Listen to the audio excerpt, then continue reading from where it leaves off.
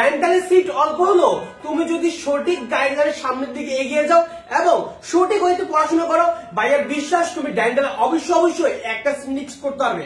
আজকে আমাদের এই ভিডিওর মেন উদ্দেশ্য হচ্ছে ডেন্টালের টপ 100-এ থাকার মহা চ্যালেঞ্জ।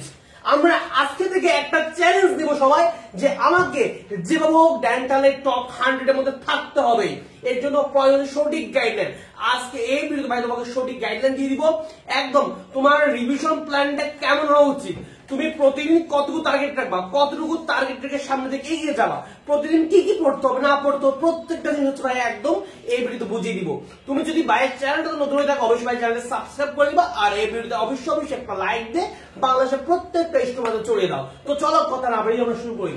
দেখো তোমার হাতে যে সময়টা আছে এই সময়টাকে তুমি মেনলি দুইটা সেগমেন্টে ভাগ করে নিবা। কয়টা সেগমেন্ট?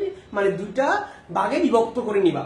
এখন দেখো মনে করো তুমি প্রথম যে সেগমেন্ট সেখানে তুমি রাখবা কয়দিন? সেখানে রাখবা 10 থেকে 15 দিন। তুমি তোমার সুবিধা মতো করে রাখবা। হ্যাঁ, 10 দিন রাখো, 15 দিন রাখো বা 12 দিন রাখো, তুমি তোমার সুবিধা মতো করে রাখবা। তাই আমি ধরে নিলাম তুমি প্রথম সেগমেন্টে রাখবা 10 থেকে 15 দিন।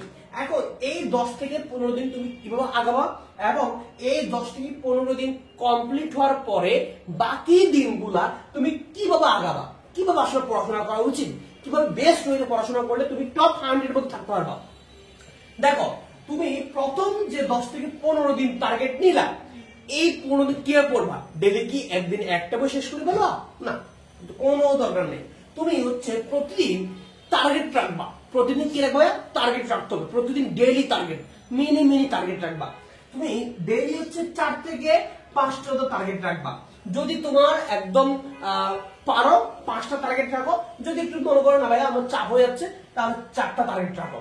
যে 4টা পড়বা, যে 5টা পড়বা একদম খুঁটিনাটি এ টু জেড ডিটেইলস পড়বা, যাতে কোশ্চেন যেভাবে আসবে কেন তোমাকে ওই অধ্যায় থেকে কোনোভাবে আগানো মানে কোনোভাবে আটকানো মানে না সম্ভব হয়। কথা বুঝতে পারছো কিনা? যাতে তোমাকে কোনোভাবে না আটকানো যায়।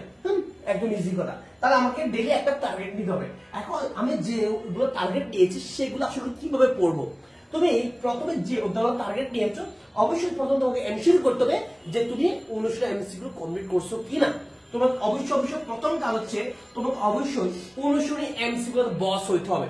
19টা এমসিকিউ ভালো করে সলভ করতে হবে, একদম ধরে সলভ করতে হবে, সলভ করতে হবে। কথা বুঝতে পারছো কিনা?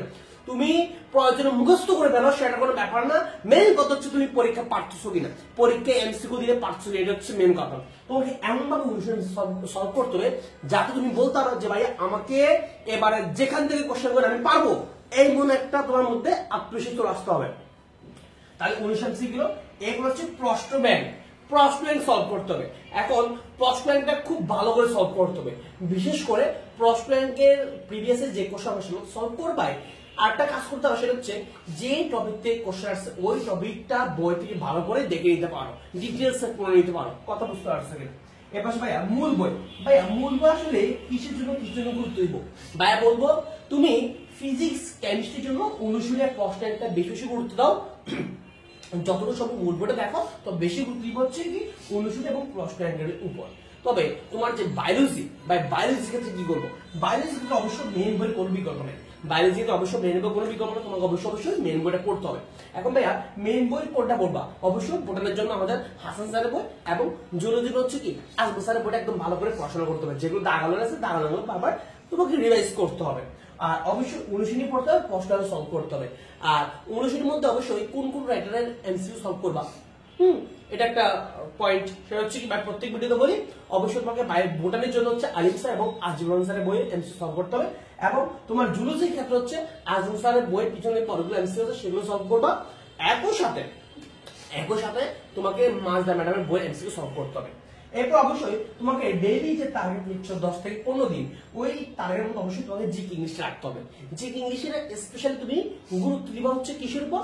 প্রিভিয়াস ইয়ারের মেডিকেল, ডেন্টাল এবং বিসিএস এর কোশ্চেনগুলোর উপর। কথা বুঝতে পারছো? একদম ক্লিয়ার। আর সবচেয়ে বড় কথা হচ্ছে প্র্যাকটিস খুবই ইম্পর্টেন্ট। খুবই ইম্পর্টেন্ট। তোমাকে অবশ্যই ডেইলি প্র্যাকটিস করতে হবে। আমাদের ব্যাচের মধ্যে তোমার এই জিনিসটা আমরা একদম নিজেদের সাথে দিচ্ছি। প্রতিদিন কতটুকু টার্গেট রাখবা এবং ওই অধ্যায়গুলোর উপর স্পেশাল ক্লাসও দিচ্ছি যে আসলে কতটুকু পড়তে হবে, কিভাবে পড়তে হবে, না পড়তে হবে সবগুলো দিয়ে দিচ্ছে, গাইডলাইন থাকছে। আমাদের ব্যাস সম্পর্কে বিস্তারিত বলবো একটু পরে। তাহলে আশা করি তুমি প্রথম 10 থেকে 15 দিন এভাবে আগাও। দেন বাকি যে দিনগুলা অনলি রিভিশন, অনলি কি ভাই, অনলি রিভিশন, রিভিশনের উপর আর কিছু না, অনলি রিভিশন, অনলি রিভিশন। যত পারো রিভিশন দাও, যত পারো রিভিশন দাও, রিভিশন দিতে একদম ঠোঁটের আগে পড়ানো চলে আসতে হবে। এখন রিভিশন দেওয়ার সময় বেশ কয়েকটা কাজ করতে হবে, সেটা হচ্ছে অনুশীলনী। অনুশীলনী বাকি দিনগুলোতে মিনিমাম 3 বার রিভিশন দিতে হবে। কয়বার? 3 বার, মিনিমাম 3 বার রিভিশন দিতে হবে। এরপরে মেন বই, মেন বই অবশ্যই 2 বার, 2 বার। মেন বই বলতে বায়োলজির ক্ষেত্রে, মানে বায়োলজির যে বইটা হাসান এবং আজমল স্যারের বইটা মিনিমাম 2 বার রিভিশন দিতে হবে। কথা বুঝতে পারছো কিনা? এবং জিকে ইংলিশের যেগুলা, জিকে ইংলিশের যে মেডিকেল ডেটা বিশেষ কোশ্চেনগুলো, সেগুলো মিনিমাম তোমাকে 2 বার রিভিশন দিতে হবে। তাহলে তোমার রিভিশন প্ল্যানটা এভাবে হওয়া উচিত। কথা বুঝতে পারছো কিনা? এখন অনেকে ভাবতেছো ভাইয়া, যদি আমাকে এমন একজন ভাইয়া দেখাইতো যে আমার ডেইলি কতটুকু পড়বো, কিভাবে পড়বো, কোন চ্যাপ্টার থেকে কি কি পড়তে হবে না পড়তে হবে সবকিছু আমাকে গুছিয়ে দিতে, আমার জন্য পড়াটা ইজি হতো। তোমাদের জন্য রয়েছে আমাদের ডেন্টাল স্পেশাল ব্যাচ। এই ব্যাচটাতে আমরা হচ্ছে তোমাকে একটা রুটিন করে দিব, তুমি আসলে কোন দিন কতটুকু পড়বা না পড়বা, এবং আমরা যে অধ্যায়গুলো সিলেক্ট করে দিব তোমাকে ডেইলি, এবং ওই অধ্যায়গুলোর উপর তোমাকে আমরা স্পেশাল ক্লাসও দিব। ওই স্পেশাল ক্লাসের মধ্যে কি থাকবে ভাই তোমাকে বলি, আমরা ওই স্পেশাল ক্লাসের মধ্যে মেইন বই থেকে তোমার কতটুকু পড়তে হবে, কি কি পড়তে হবে ডেন্টালের জন্য, কোন জিনিসগুলো বাদ দিবা, কোন জিনিসগুলো বেশি বেশি গুরুত্ব দিয়ে পড়বা, কোন জায়গা থেকে বারবার কোশ্চেন আসতে পারে, এবং সামনে এই যে এবারও কোশ্চেন আসবে সেই জিনিসগুলো আমরা হচ্ছে তোমাকে বুঝিয়ে দিব। এবং আমাদের প্রতিটা ক্লাস হবে কি ডেন্টালের প্রিভিয়াস ইয়ারের কোশ্চেনটা অ্যানালাইসিস করা, যাতে তুমি সর্বোচ্চ পরিমাণে আমাদের এই বেস থেকে অন পাও। অবশ্যই একদম ফিজিক্স, কেমিস্ট্রি, বায়োলজি, জি ইংলিশ প্রত্যেকটা বিষয় দেখিয়ে নিব, এবং প্র্যাকটিসে ভাই কোনো অভাব নাই। প্র্যাকটিসও করতে পারবা, ডেইলি এক্সাম দিতে পারবা, মক টেস্ট দিতে পারবা, কোনো কিছু অভাব নাই। আর গাইডলাইন তো থাকছে, এই সব কিছু পেয়ে যাচ্ছ মাত্র 1020 টাকায়।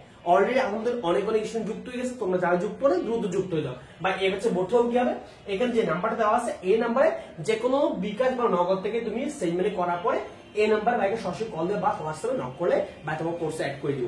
কথা বুঝতে পারছো কিনা? এছাড়া আমাদের তোমরা যারা সেকেন্ড টাইম মেডিকেলে আবার এক্সাম দিবা, এবার মেডিকেল সার্চ মানে সেকেন্ড এক্সাম দিবা, তাদের জন্য হচ্ছে আমাদের সেকেন্ড টাইম মেডিকেল ব্যাচে ভর্তি চলছে। যারা এই ব্যাচে ভর্তি হতে চাও, এই ব্যাচের কি কি থাকবে না থাকবে তোমার একদম ডিটেলস, হ্যাঁ, এই ব্যাচের ফি সবচেয়ে কম, খুবই কম, অন্যান্য প্ল্যাটফর্মের চেয়ে একদম খুবই খুবই কম, খুবই খুবই কম। এই ব্যাচের বিস্তারিত হচ্ছে ভাইকে এই নাম্বার সরাসরি কল করুন বা ভাইকে এই নাম্বার হোয়াটসঅ্যাপ নক দিলে কিন্তু বিস্তারিত পেয়ে যাবা। আলহামদুলিল্লাহ অলরেডি অনেক অনেক স্টুডেন্ট সেকেন্ড ব্যাচে ভর্তি হয়েছে। আলহামদুলিল্লাহ এবছর আমাদের ব্যাচ থেকে সেকেন্ডটা অনেক অনেক চান্স পেয়েছে। চান্স পাবে না বা কেন, আমরা হচ্ছে একদম মেন দৌড়ে দৌড়ে ডিটেলসে পড়ে, একদম যতটুকু লাগবে না লাগবে সবকিছু ধরে পায়, 19 এমসিকিউ সব সলভ করাইনি, জি ইংলিশে প্রত্যেকটা জিনিস সলভ করাইনি। সো যারা এই ব্যাচে ভর্তি হচ্ছে তারা ভাইকে হোয়াটসঅ্যাপ নক দিয়ে রাখো, তাই তোমাদেরকে বিস্তারিত জানাই দিব। কথা বুঝতে পারছো কিনা? আর যারা ডেন্টালে ভর্তি হলে দ্রুত ডেন্টালে ভর্তি, যারা ডেন্টাল একটা সিট নিশ্চিত করতে হলে এই সময়টাতে একটা সঠিক গাইডলাইন থাকা অবশ্যই জরুরি। কথা বুঝতে পারছো কিনা? এছাড়া তোমাদের যে কোনো পরামর্শের জন্য, যে কোনো সাজেশনের জন্য সরাসরি ভাইয়ের সাথে এই নাম্বারে যোগাযোগ করতে, ভাইয়ের সাথে এই নাম্বার হোয়াটসঅ্যাপে কারোর বাইরে থেকে যে কোনো সাজেশন বা পরামর্শ নিতে পারো। ভাইয়ের ব্যাচে ভর্তি হতে ব্যাপারটা এরকম না, তুমি ভাইয়ের এই নাম্বারে হোয়াটসঅ্যাপ নক করে বাইরে থেকে যে কোনো সাজেশন বা যে কোনো পরামর্শ নিতে পারো, কোনো সমস্যা নেই। তো দেখা হচ্ছে পরবর্তী ভিডিওতে। অবশ্যই এই ভিডিওটা লাইক দিয়ে ভাইয়ের চ্যানেলটা সাবস্ক্রাইব করে সাথে থাকো। আল্লাহ হাফেজ।